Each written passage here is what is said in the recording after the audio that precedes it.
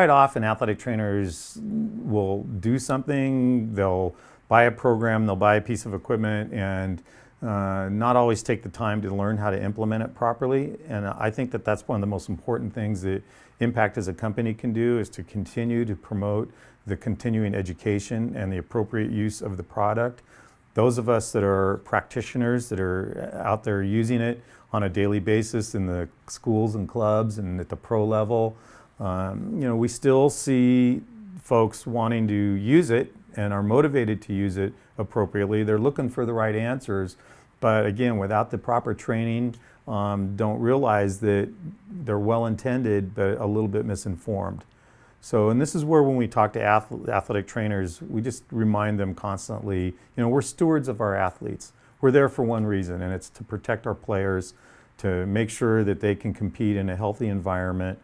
And it's just really important for us as athletic trainers to make sure that if we don't have answers, that we're seeking them out the right way. And again, this is where ImPACT and the webinars have been so important, and also the courses that are given.